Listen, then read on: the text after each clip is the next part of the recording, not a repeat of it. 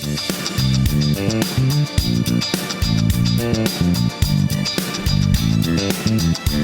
episode of the Better 2 podcast is brought to you by Kitty Mystic and DM Needham, author of My Days with the Dark Muse, as well as Love is Worth Waiting For.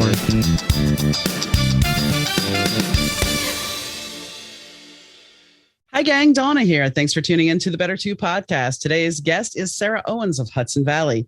Sarah and I talk about her journey from living in New York back in 2017 and deciding to move with her husband to Nashville and pursue her musical dream. They formed a band, they had some singles, and then the pandemic. All right. So we talk all about that and we talk about where they're going now. So stay tuned. Hi, Sarah. How are you doing today? I'm good. How are you doing, Donna? I am doing great. So I noticed today, and I know that I'm going to just jump right in. I know you got a single that just came out called Shut Me Up. Mm-hmm. And how excited are you about that? Super excited. We've actually been sitting on this song for a hot minute now because it was one of those things that we decided to do during the pandemic when we couldn't be out and playing and that kind of thing. And, it's just like, well, what should we do? And so, well, let's go in and record some music. And this was one of those songs that we've been playing since we became a band. So we were super excited to get in and record it. And it's like, I feel like it was forever ago at this point. So I'm so glad it's finally out. Well, and the pandemic just seemed to have kept going and going and going. So yeah, completely understand. So you started this band back in 2019. Yes. Now there's Richie Owens. Yes. Is this your partner or brother? This is my husband. Yes. That's funny that you say that because not too many people ask, but I could see how it could totally be misconstrued.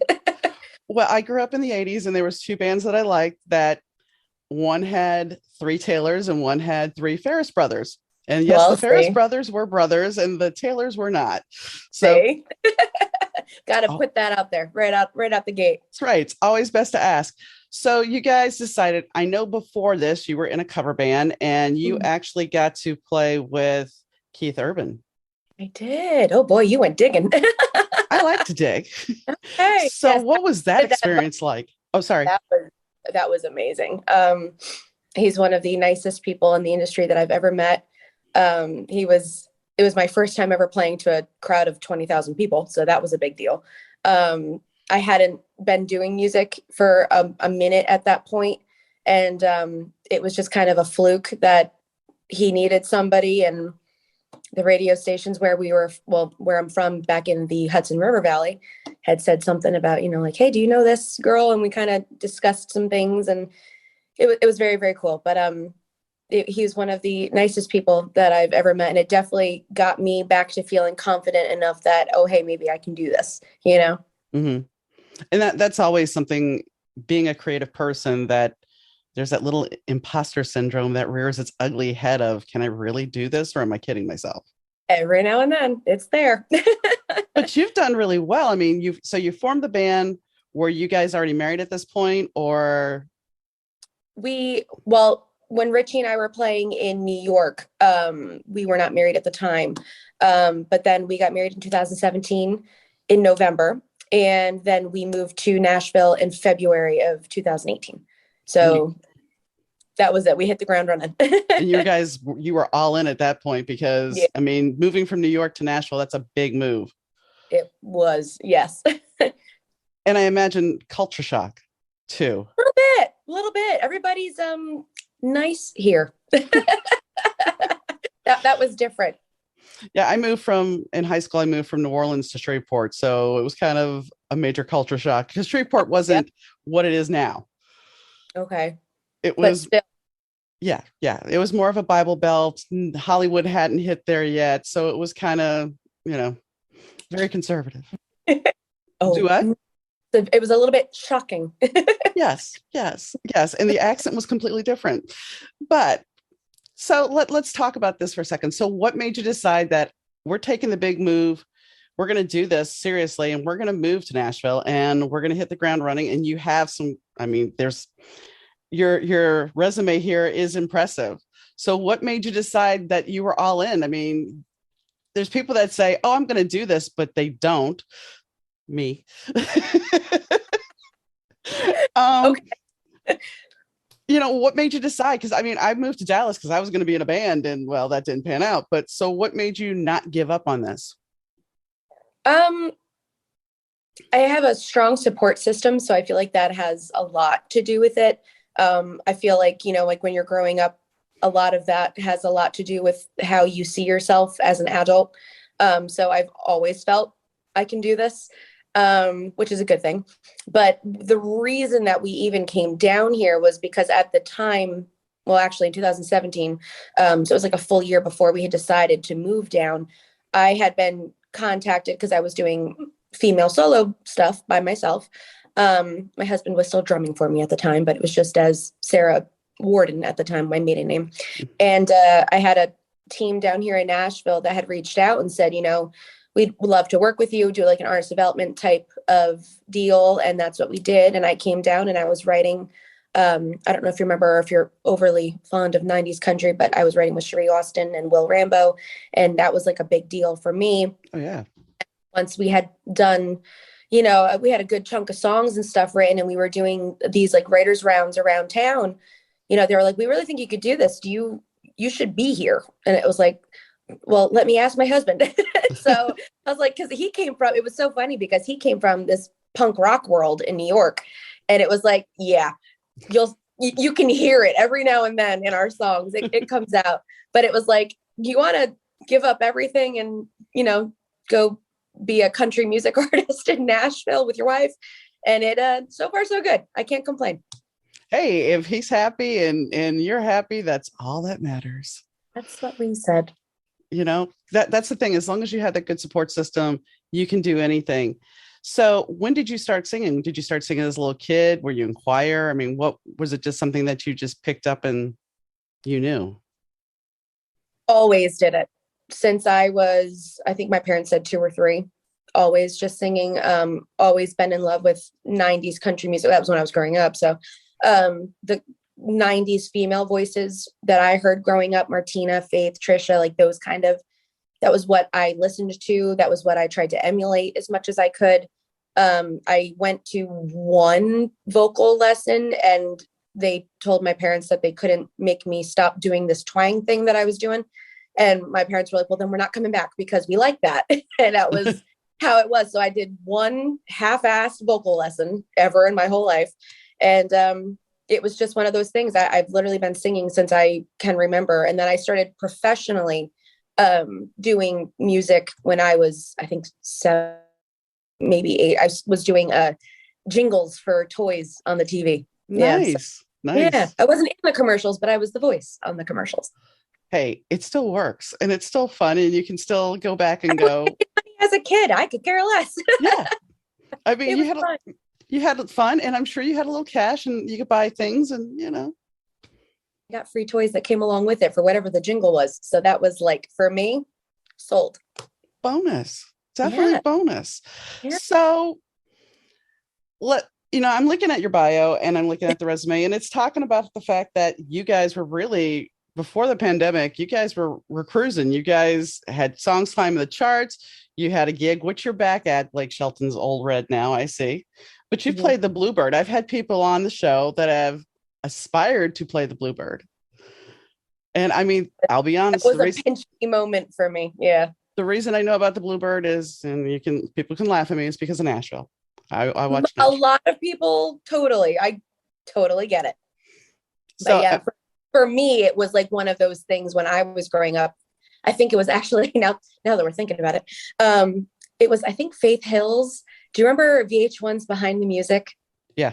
I was watching that and she was playing the Bluebird in Nashville and some guy saw her and was like, here's a record deal you're going to be. And then it was like, the more I watched country music artists, like their background of things, it was this common denominator. Like for them, it all kind of started at the Bluebird. So for me, when I was growing up, aside from the Opry, the Bluebird was like Madison Square Garden, so I was like, that's going to be a thing for me one day. And then when I got asked to do it, I think I cried a couple times, but I made it through. So that was good. but I did it. So that was fun. Did your heart stop when you got that call? I think I blacked out. I don't even know. It's one of those, like, I got so excited that I think I just blacked out. I don't even know. You didn't get the precursor. There's video, so I like to watch it. You didn't get the precursor of maybe you should sit down before we talk to you. No, it was just like hey, you want to come do this? And I'm like, well, where is it? The Bluebird. Yep. And you also have done a Grand Ole Opry pre-show. I know it wasn't at the Grand Ole Opry per se. It's on the grounds. I want to be behind the door, but I've been in front of the door now twice. So that makes me very happy. That's a start because there's a lot of people that haven't gotten that far. Yeah, it was a very big deal, but that's, that was one of those lucky things. And we've made a lot of really good friends down here who kind of have our back and really want to see us do this for real. So they've been very helpful. And a lot of the people at the Opry are part of that. So it's been awesome. So how long do you think before you actually get behind the door? Oh, God, I don't know. The sooner, the better. I'm not getting any younger. Well, I mean, you do know some good people. I mean, if you're at Blake Shelton's place a good bit, who's to say that maybe you don't get to go on tour with him one day? Oh, wouldn't that be the big? We love our boss man very much. So I would be honored. I'm sure. Now, did Andrew and Matthew, did they come down with you from New York, or did you find them in Nashville? I actually found them down here. Andrew was actually from Jersey, so not too far from where Richie and I grew up. And we had some mutual friends, but like a meant to be kind of thing. He happened to move to Nashville the same week that we did. Okay. It was just a weird thing. And we had Richie had hit up Andrew like, hey, I see we have a couple friends, I saw you just moved here too. You want to go out and have some drinks and talk about music stuff? And I really don't think we even talked about music when we first initially met. I think we just had a great time and hung out. And I think we might've played trivia. I don't even know, but we became friends first. And then it was like, hey, you want to kind of join a band? And then Matt was the same way. We were looking for somebody to kind of balance us out, somebody that would sing with me, not necessarily Lady Antebellum style, but somebody who could definitely sing background vocals to me, and that kind of a thing. And we did the same thing with him. Like, hey, you want to meet up for a couple drinks and see how we click? And it was another one. We just immediately clicked, all four of us. And it's been pretty damn good to us so far. So we're very happy that this worked out. Well, it's meant to be when things just fall into place like that. Right. And that's how it felt, because it was like, what are the odds? Like, we literally, Andrew moved down here the same week that we did without knowing each other. And it was weird, but it was pretty cool. Trust me, I understand about fate playing a role in things all the time. I get that. I get it. And, here's my question for you too, which I have all these questions for you, but when you think about the fact that you were in 2019, you guys formed the band, you guys have singles out. Actually, it was a little bit before 2019, but you started your stride, you start going up the charts and everything. Yep. And then all of a sudden, I mean, you're playing gigs live and everything. And then all of a sudden the pandemic hit. And I know for some other musicians that were touring, it was really hard. So how hard was this for you guys? Oh, it was devastating. Because we had just put out our debut album. We had no idea how it did as well as it did. It's a top 20 album on iTunes, it was insane. And we were like, oh my God, we can do this. And then because of that and like the connections we kind of made around town, it was like we had all of 2020 lined up. Like it was going to be our year, it was like we had so many shows. And it was like that first week after like everything was kind of shutting down and we all thought it was going to be for 2 weeks. I got a couple text messages just saying like, hey, like, let's reschedule for May. Like, let's reschedule for like, and it was just, it kept kind of pushing this thing off. And it was like, come mid-April, all of the wind had been taken out of our sails. And it was just like, now what? And then it was, like, we've got bills to pay. This is how we were doing this. We were making money. It's been, so good to us. and we had everything. We had something to kind of jump off of at the time. And it's like when this was, knowing that it was eventually going to be over, but when it was going to be over, we're going to have to start all over again, and it was like, at least a lot of these people who had all these tours and stuff lined up and, whatever, they already had that, like this was our time to be like our intro into everything, and it got taken away. So that was devastating. We all got day jobs. I worked at the hospital up until a couple months ago. Like it was, what else do we do? And it was like, it was devastating because all of a sudden it became like we weren't musicians anymore, and that sucked, but it worked out. So we're back. It's kind of like every musician's nightmare come true, because you have to get a day job.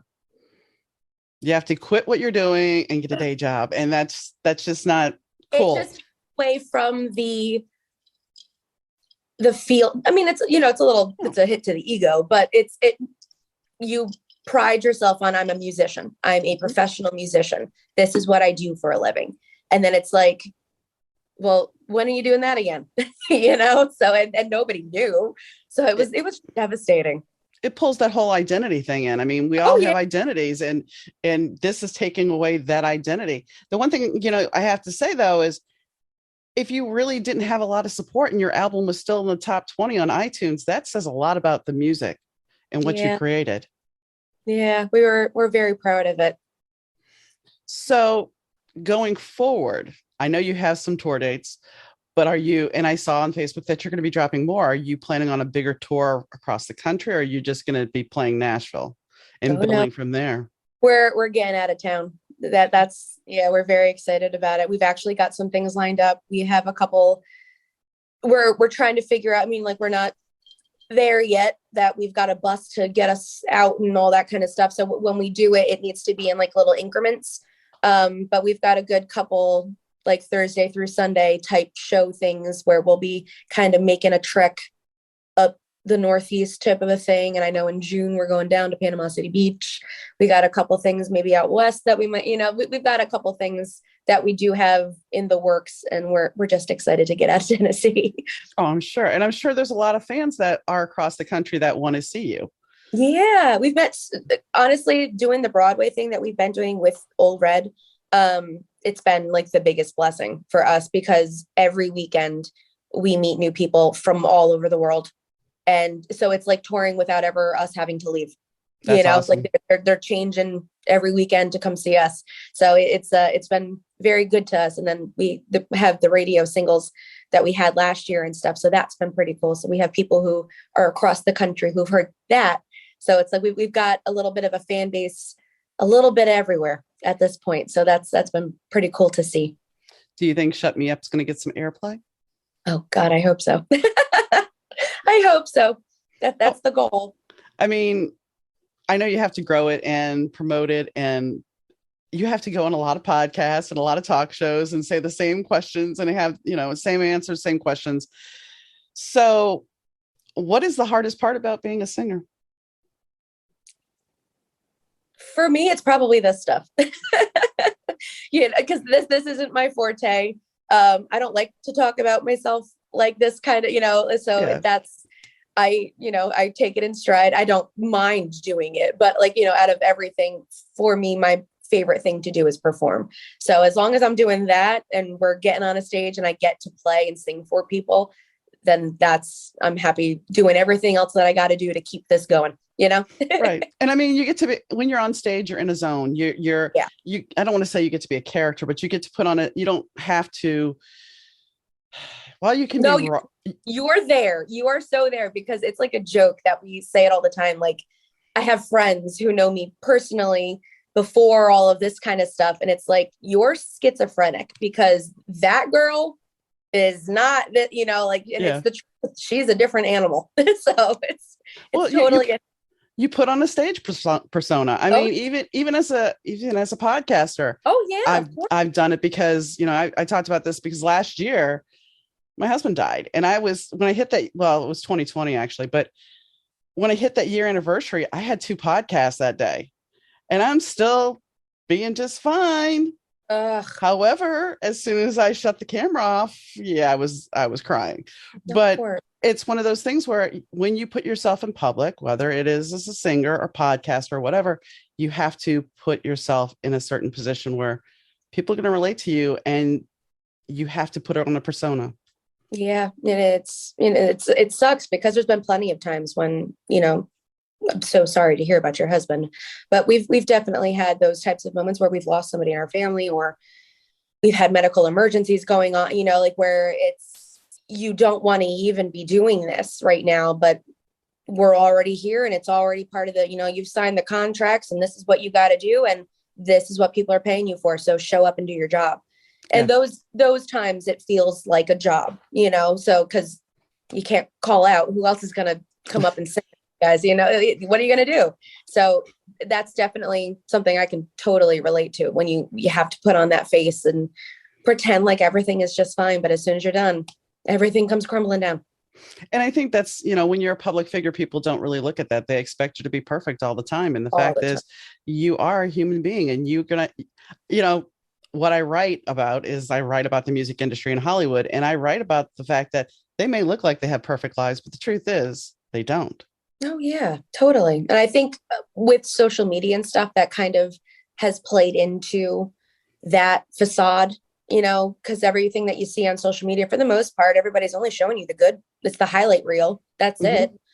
So you don't see everything else that has gone into, you don't see all of the crying and the mishaps and the money spent and the money lost and all of the train wrecks before this single came out, but now you have the good result of it. You know what I mean? Like right. It's totally there. And it's hard because you have to portray that, the world is fine and everything's great. Well, look at reality TV for a second. I mean, reality TV, everybody's like, oh, well, look, no, folks. Most of the time, reality TV is not real. Oh, yeah. But most people are like, oh, yeah, it is. Okay. Exactly. Agree to disagree. I think my favorite story, and it's about a band. And I was talking to somebody, and it was during COVID, and she's like, well, the band wouldn't lie to us about who was sick with COVID. The band wouldn't lie to us at all. And I just looked at her and I was just like, yeah, they would. She goes, no, they wouldn't. I'm like, okay. All right. Because I'm not going to condone lying to the fans, but come on. I mean, and I'm not saying that's why we have publicists. That's why people have PR agents. That's why people have fixers, because I mean, this has been going on in Hollywood since when? Since it started. Absolutely. So, and I'm not trying to get into a dicey conversation here. It just went that way. No, you're fine. But I totally agree. I get it. And it's amazing because so many people want to believe the dream that they don't look at the downside. It's like, I want to be a singer, but I'm not going to look at the potential. And there was somebody on my show that had been on The Voice, and he was very honest about what Blake had told them about the contract. But people look at it as the brass ring, and it's like, you really need to read the fine print of that brass ring. We have a lot of, I am not even going to touch that subject because no, I don't want you. I don't want you to. My boss man, but I don't want you to. Oh yeah, no. We have a lot of friends who are on The Voice, have competed on The Voice, and all of them are Team Blake. Oh yeah, if you think for a second that any of those kind of shows aren't premeditated, you're crazy. Right. And I mean, I'm not, it's no offense to anybody, and it's entertainment, and I appreciate it has to be entertaining. Mm-hmm. That's it. That's with anything. But you have to read the fine print, and it's whether you're an author, a singer, or whatever. If you're going to get into something, you have to read the fine print. Oh yeah, totally agree. Even if it's not reality TV, even if you think, hey, this man's handing me my dream, is he handing you your dream, or is he going to take advantage? I'm going to take your money. Yeah, there's that.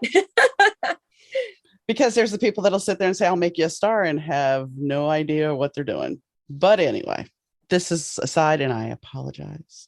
No, you're fine. So what, let me ask you this. How is Richie handling the fact that now he's really immersed into, I know you say occasionally he gets into his little punk playing, but I mean, does he like have a side project that he goes off and works on, or does he just He does. Well, actually, all of the guys. I don't know how familiar you are with Nashville and like our little music industry thing down here, because it is different than everywhere else. We have a lot of people who are hired guns, and a lot of the bands that are on Broadway that a lot of these people come down and see. It's usually for that's 99.9% of the time a solo artist who is the lead singer, and that's the name that you'll see. And all of the people who are playing in the band have all met that day at that time while they were getting on stage, shook each other's hands and said, hey, thanks for doing this. That's it. It's the funniest thing. But we're so used to it. And so many people do, like we all kind of do the same types of songs. We all kind of do the same genre of things. So we're all kind of well-versed in where everybody's going to be going. So the guys are all really good at going out and doing things to help people out who need somebody. So Richie, at any given time, if there is something where it pops up that it might be more rock based, more punk rock based, more like, he will totally jump on that. But I think he's fully embraced the country music lifestyle. So it's been fun. I'm sure. Definitely been a transition, but he likes it. We all always want to go back to our roots occasionally. That's why I had to ask. Oh, yeah. So when you think about where you're going, is there going to be another single? Are you going to release another record this year? How are you? Well, we have been in the studio. We do have a handful of new songs that are recorded and ready to go. We're trying to figure out how we want to do it. I think the streaming thing has really kind of taken away that body of work that everybody used to make.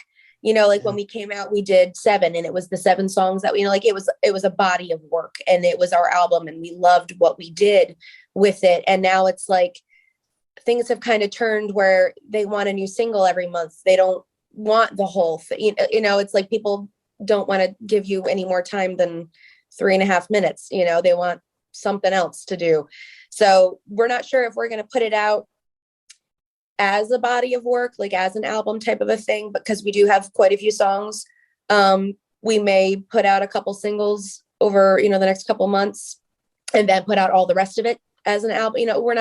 We haven't really gotten to the logistics of it, but we do have the intention of putting out quite a few more songs this year. I understand that because my cat is here. My cat is scratching at the door, like, let me in. She would be worse if I did that. If I locked her out, it would not be good. I get it. But the thing is, I've talked to a lot of musicians who talk that is the way, because of the streaming services. Everybody wants a new song each month. Yeah, it's hard. And I have a gentleman coming on next week who he was on my show back in September, released a single, and he's released a single a month, and now he's put it all together and he's coming back to do the record. So, I mean, I've talked, but it's like I've talked to different people doing different things. Some people do the whole album, but let's be honest, Netflix kind of got us started with that. Binge everything. Totally. I agree. And I mean, they're the culprits. It's the best way to, it's like what started reality TV, the real world. I mean, you can go back and trace the roots of it. Instant gratification is totally Netflix. Come on. Oh yeah, of course. We can binge and binge and binge. So will there be a video for Shut Me Up? We have talked about it. We were actually just talking about it last week. I think that would be the next move, because we do really like the song. So we want to, give everybody a little bit of every version of it. So I think making a video might be our next step. Do videos do as well, do you think, as they used to? Because there's nowhere to watch them anymore. No. Well, CMT still shows them occasionally, don't they? Yeah, CMT. Yeah, that's true. Yeah, so maybe we can put out a music video and send it off to them. So hopefully, the only thing that I will say when it comes to the videos, Ole Red is very good about that with us. They have our music video for Have Nothin Nice comes on all the time. So that's to have, a new song up on the video screen there. But otherwise, for the most part, it's YouTube, that kind of a thing. But maybe we can get involved with CMT. Well, I know that Spotify now sometimes plays videos too. Yeah, I saw something like that. I'm not sure how that goes. It's Spotify.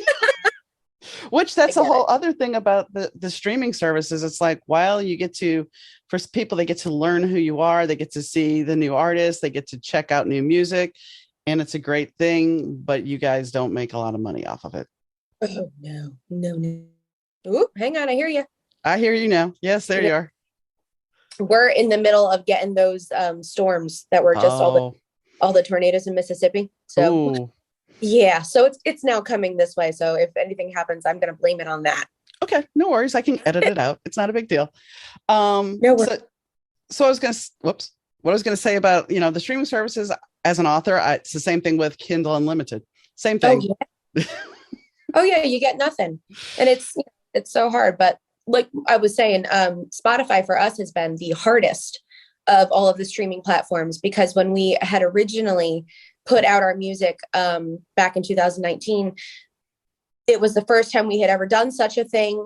There is still another artist. It's a group. They're in the hip hop genre, but their name is Hudson Valley. And when we put our stuff up, Apple Music, iTunes, Amazon, Pandora, everybody else got it right, except for Spotify. So they put up all of our music under this. And we still, to this day, so we've been working since we got Shut Me Up out to kind of fix it, but it's because it's so algorithm based. All of our fans, anybody who gets asked or suggested to listen to Hudson Valley, hey, you might like this, it's all rap people and all hip hop artists, because that was where our music first went to. So because of that, our algorithm for Spotify has never really bounced back. And we've talked to them about it, and they're like, we can't really delete you and then and it's just been a whole thing. So it's been a process for us to try to kind of get into more country playlists and getting more country fans to follow us. And it just sucks because, we have this new song out. We want it to be shared with people who may not know of us yet, but they listen to Old Dominion and, hey, they cut this song. It's a version of theirs, maybe you'd like it. It just, that kind of has been deterred because of the algorithm. So everybody else has gotten it right. It's just Spotify. So they're my least favorite as of right now. Algorithms are the bane of our existence sometimes. Right. Oh, it's so bad. So are you hoping for a TikTok video, a viral trend with one of your songs? I mean, of course, sure. Why not? It's just weird. However it works, it works. I want people to like it. So however they listen to it or however they find it, I'm okay. It's just one of those things, because not all artists license their music to TikTok. So are you planning on doing that, or is that something that... I actually don't know if I'm licensed to TikTok. I don't know either. I mean, I didn't check. It was something that popped in my head. And I know now that if you share something on Instagram that's from TikTok and you have a song, usually Instagram will flag it with the proper artist and tag it. Oh, well, that's something to know. I know that we've gotten videos of people using our songs. Then it's okay. But it must be there, I guess. Yeah. We're really not good at TikToking. we're trying. TikTok is a whole adventure all into itself. Absolutely. It totally is. So the song, let's talk about the song a little bit, because I know that's what you really came here for. So the strawberry stuff. No, I love talking to you. It's been great. The strawberry stuff's on my lips, you like so much.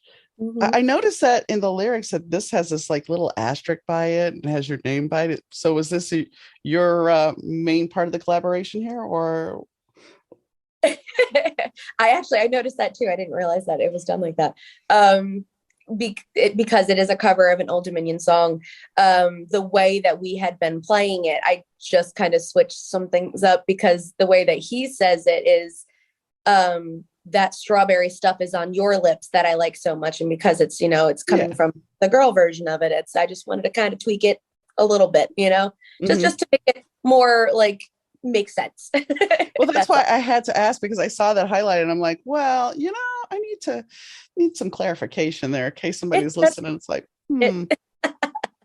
Well, you always wonder about that though, because how many times growing up for me, I'm singing a male song and you're going to change the words a little bit because you're a girl. Of course, like Britney Spears when she covered Bobby Brown, like they're like, you're just gonna switch it. It's not gonna be the boy, or however you prefer it, but it was just that it worked for me that way. So that was the way I did it. Well, and back then, I mean, nowadays you could just sing it the original way. That's it's all preference at this point. It's all what you choose. Exactly. So, you also had something on Radio DisneyCountry. I mean, how did you manage that one while this, your 7 record or your 7 EP? How did you manage to get on DisneyCountry? It was just the distribution of it. That was our single at the time. Our first single that we put out from 7 was Can't Have Nothin Nice. So we pushed the hell out of it. We kind of, sent it off to whoever would listen to us, and we were riding the wave of it's from this top 20 album, check it out. And the people over at Radio DisneyCountry at the time loved it. And they were like, we're gonna play it. So that was the first time that I had ever heard my song on the radio. And then we also all got to hear it together as a band for the first time. And that was very, very cool. What was that feeling like? Oh, it was so exciting. It was just nice because you don't expect it, because you never really know when it's going to happen. So you're just kind of listening with the hopes of, hey, maybe it'll come on while I'm vacuuming or, like one of those kind of things. You just put it on and listen. And when it happens, it was the first time that we got to hear like those radio introductions, like that kind of a thing. And it was like, well, this is the new one from the band Hudson Valley. And I'm like, oh my God. Like it was so cool. We had so much fun. It was a blast. Do your parents have any video or audio tapes of you as a kid? The only reason I asked this is because recently I found an old cassette of a song that I had played bass on, an original that I had done. And it was like, I didn't even know I had this. And I found some old cassettes. I'm like, let me put this in. I was like, oh, really? So I'm just curious. And if they have you ever watched yourself again and gone, oh no? I hate watching myself even like today, even from the shows last weekend. I'm like, no. I understand. Yeah, it's just one of those things. But of course, I always sang. So I was always performing. So somebody was always recording me. And like I said, because I was doing jingles and stuff like that, I had gone in to do like a couple of demos as a kid, like literally just karaoke tracks in a studio, though, like when I was 10, and my mom has that, so there's a couple things that I'm sure will come out eventually, but I know, like if you like Google the jingles, they're there, that kind of a thing. Like it's so funny, but they definitely have them. I'm not, gonna watch them anytime soon, but they're there. It's a good thing I didn't know about the jingles beforehand. See, so now I'm bad I said something. I won't. I'll go check, but I won't share. We'll just say that. Okay. And I will go ahead right now and put on Shut Me Up for the listening audience so they can check it out. I love that.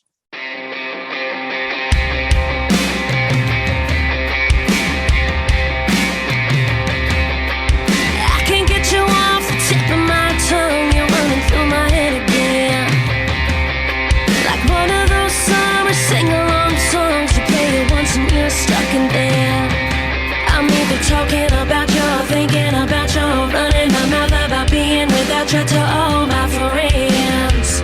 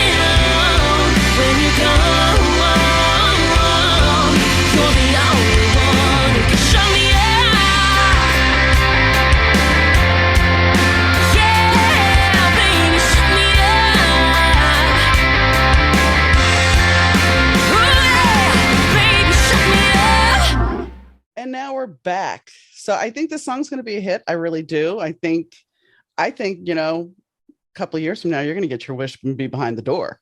From your mouth to God's ears, right? Yeah. Yeah. Those kind of things. Let me ask you this. If you could collaborate or perform with any artist, who would it be?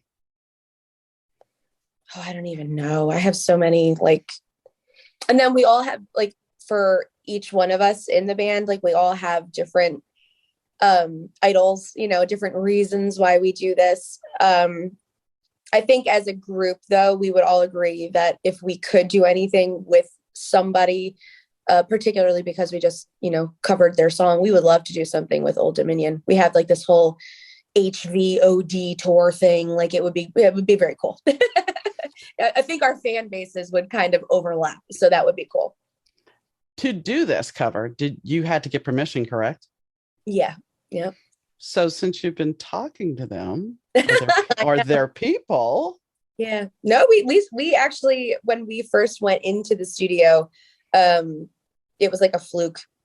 I was just recording the guys while they were kind of doing stuff. And I sent it from our page. I kind of slipped on into their DMs.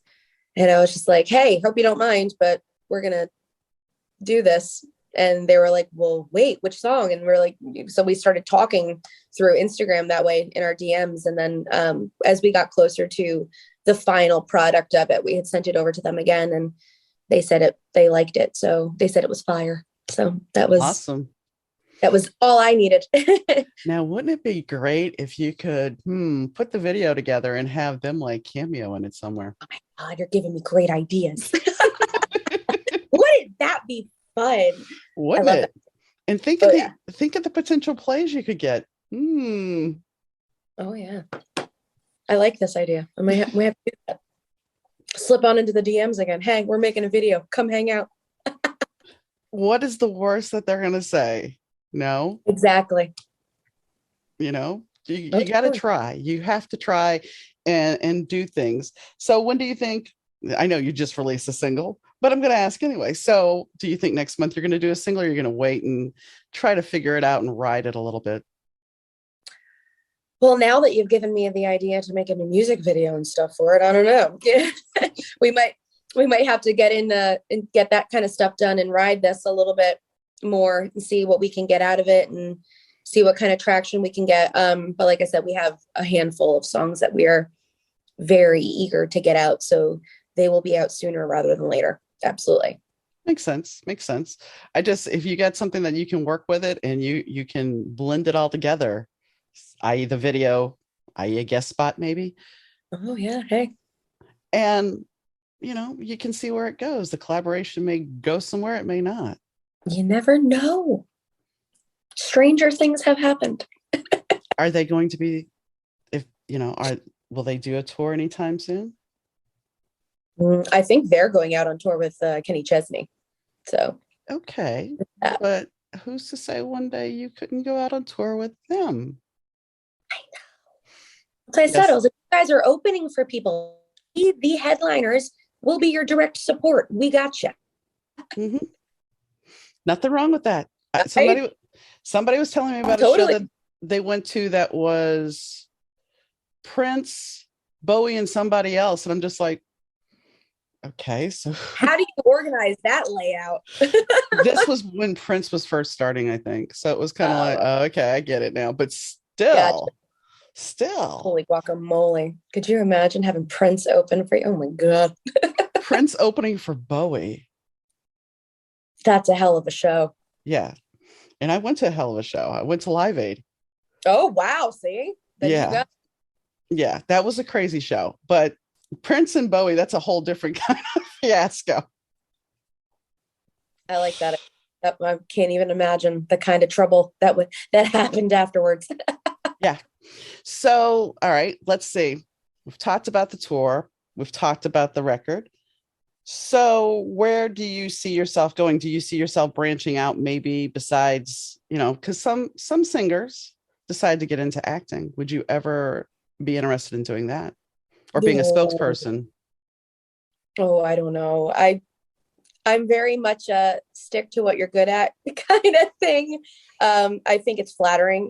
We've had people ask to do, that kind of stuff. And I know what I'm good at. So I'm going to stick to this.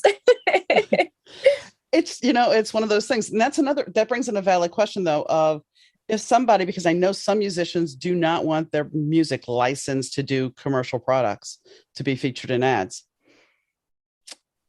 How do you feel about that? Is that something that you would be opposed to, or you're like, hey, absolutely not. No, I am for when it comes to the music. However, you're going to get more people to hear it or potentially look for us, then I'm all for it. Yep. I just don't want to be acting. I understand. I mean, how many songs have you seen on an iPhone commercial that somebody has ended up downloading because it was a catchy song? Absolutely. It happens all the time. We know people down here who do that literally for a living, who just make like little jingle type things, for commercials. Yeah. And they make a living out of it. Yeah. Barry Manilow did it. See? Clearly there's something to it. He actually, on a live album, wow, yes, I'm going to age myself, that my mother listened to in the 70s, he actually had on his live album all the jingles he had done in one song. Oh my God, that's so fun. It was fun. It was wild. And it was great for a car trip. Oh yeah. Because you could join in. Because everybody knows. Exactly. So how long do you think is it a residency over at Old Red? It is, it's kind of like a yearly thing that we kind of figure stuff out. It worked out that we are there every Saturday night, and we do change things up depending on, who's coming into town. We have a couple friends who come into town from California once a month. So when they do that, like we switch shifts off so that they can be there on a Saturday night, because they're only there Friday and Saturday, so we'll do Friday instead of, but we are there every week. So that's but for up until like this month, it's been every Saturday night. So we're kind of, actually April looks like it's going to be every Saturday night too. So it's just how it goes. But that's not a bad thing. I mean, you have a steady gig and dare I say it's a residency. It's not much different than, I would say, playing Vegas, but Vegas, you would have more shows, but it's still kind of the similar situation. Yeah. Cause we're in the same spot, and it's, we do play other places. We have a couple places downtown that technically aren't on Broadway. The Wild Horse Saloon. It's like the biggest room down there. It's 3 floors. It's gigantic. Wow. It's like a legit concert place. We play there usually once a month, if not twice a month, but weekly you can find us at Blake Shelton's Old Red, and that's our home base. And you're going to be playing Whiskey Jam, is that correct? Yeah, we're back at Whiskey Jam in April. Yep. So Run Mascara Run. I'm going to dig into a couple of your songs before I let you out of here. Run Mascara Run. Did you write that, and what was the inspiration? I did. And aside from Shut Me Up, all of our songs. Mascara was, at the time, one of my co-writers, she had, it was actually Brie Austin. She had the title, Run Mascara Run, which I find so funny because Dolly just put out a song, Run Rose Run. And I'm like, huh, not funny. And because she had this title, we just kind of, there was like a vision of, mascara running down your face when you're crying and you're just angry and you're running.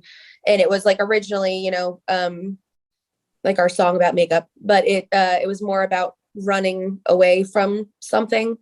And that's what the song kind of encompasses, is that it's, when you've had enough and you want to get out and you're running, even if the mascara is running down your face. And it was that song in particular is a fan favorite. So it's a pretty ballsy song, especially when we do it live. So it's cool. And Right Place Now. I mean, that kind of, dare I say, sounds like your whole story though, because when you went to Nashville, everything was the right place. Everything fell into place. That's exactly why I wrote it. So see there. Like to the T. We were leaving the Grand Ole Opry, my parents and I, the first time I had ever been to Nashville, first time my parents had ever been to Nashville. It was 2017. I was coming down here to write for the first time with people. And I wanted to have a song idea for the next day. And we had went to go see Vince Gill and Carly Pierce and Darius Rucker were playing at the Opry that night. And I've always dreamed of just even seeing the Opry. So to see a show was huge. And we were leaving and my mom had said something like, "You're finally in the right place." And I was like, that's the title. Like, it was Right Place. And I was like, right place now. Like, wasn't sure how I was going to go about it. But that was how the song, I brought it to my co-writers and said, this is, my idea. And then as we were writing it, it became a little bit more of a love song type thing. And then it kind of turned into a song about my husband. And so it's a little bit of both of those things. It's, being in Nashville, which is the right place for me, and being with my husband is the right place for me to be. So that was kind of how that whole song came to be. Well, and the thing is, when you are talking about the right place, it's like being in Nashville is the right place for you. And that's important because so many times we don't find our home. Yeah. We don't know where our home is. So if you have your home, number one, that's awesome. And then when you have your partner, your spouse, your husband, that is even more important. Right. Because you feel whole. Oh, yeah. And it was because I'm from New York, knowing that literally since I was born, this was all I've ever wanted to do. Being a country singer isn't really feasible in New York. No. So it was like, no matter what, I knew I was never going to be here my whole life. Like, I needed to be in Nashville. And that was just kind of how it worked. And it was, thank God we finally did it. But yeah, we're in the right place now. So it's good. So do you ever see a lot of the legends walking around Nashville? I mean, I don't imagine it's a big thing to get starstruck, but it's different. Like you brought up Keith before, not starstruck by him. I did get to meet his wife that weekend, and that was Nicole Kidman. Is striking. I imagine. But when it comes to the artists, like, it's, we all kind of do the same thing. It's just we're all at different levels of it. And I think that's like one of the biggest appeals of Nashville, is that so many people, especially with the bars that are owned by, the guys, a lot of people anticipate seeing country artists just kind of walking around, or that they think that, they always think that Blake Shelton's at the bar all the time. Like, he's there frequently, but for the most part, unless he wants you to know he's there, you won't know he's there, that kind of a thing. I'll give you a little fun tidbit of information. A lot of people who do this for a living, we hang out in Midtown. That everybody goes to Broadway.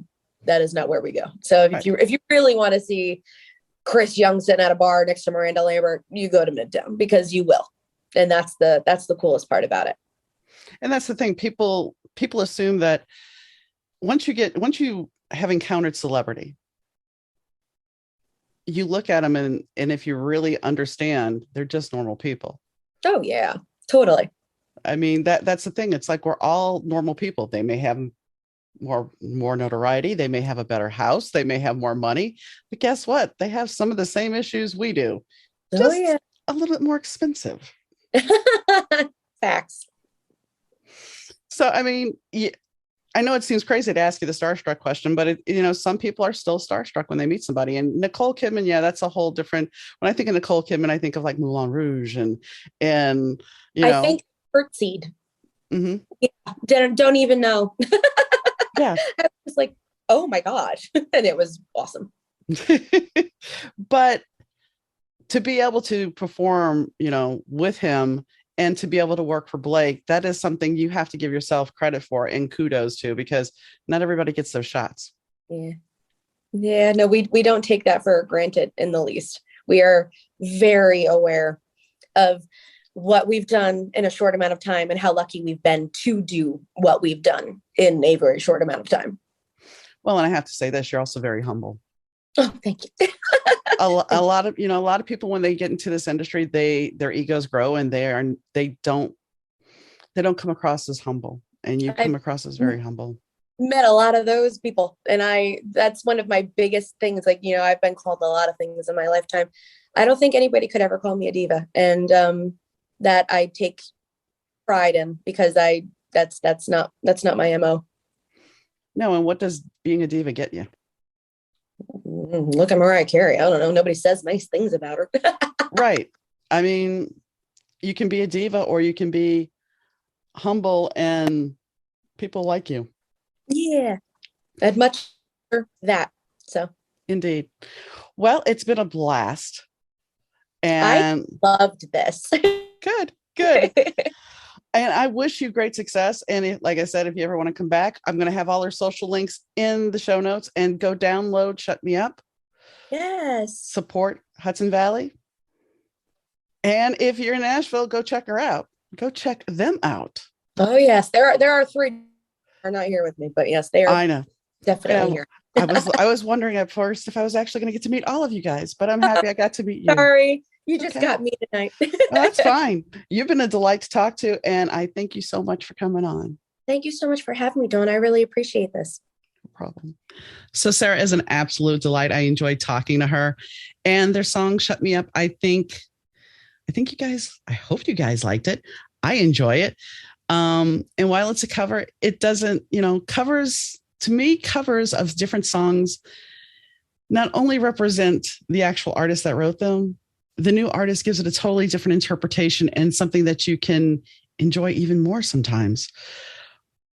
But we're not only talking about Shut Me Up, and I hope you download it, because you really should. It's a great song, and Hudson Valley deserves the support. They had all those strides before the pandemic, and it's time to bring them back. I think, honestly, yeah, they're going to get behind that door at the Grand Ole Opry. And while I say it's a team effort. It's a joint effort with the guys in the band and Sarah. So I think that if they keep pushing and they get the support, and if they get to tour, you definitely should go check them out. They're going to make this dream come true. And who knows? And I didn't even go there with her, but who knows? They may end up on CMT. They may end up at the Country Music Awards. Imagine that. Dreams do come true, they say. And I think Sarah has a possibility of making this dream come true with the guys in the band. So on that note, I hope you check the song out and download it. If you have missed an episode of the Better 2 podcast, because we were on hiatus for a bit, you can check it out at www.better2podcast.com. So you can catch up on all the shows from seasons 1 through 4. And all our social media links are there as well. If you would like to check out anything about me, I have a website at dmneedham.com, and you can find my books there, my readings, everything you need to know, and my other podcast as well. And this week, we will not be having a B2D2 live podcast, but next week we will be having our first guest of Jim Flynn. So definitely check us out. Make sure to tune in live at noon Central Time for the B2D2 podcast on YouTube and Facebook Live. And who knows who else I might have? Sarah may come back. And maybe she'll bring some friends. Who knows? Anyway, I hope you guys have a wonderful day. And thanks, as always, to Rich Zai for doing the audio on this. And as always, this is sponsored by dmneedham.com and Kitty Mystic. So I hope you have a wonderful day, evening, weekend, whenever you're listening to this. And I'll catch you next time, guys. Bye.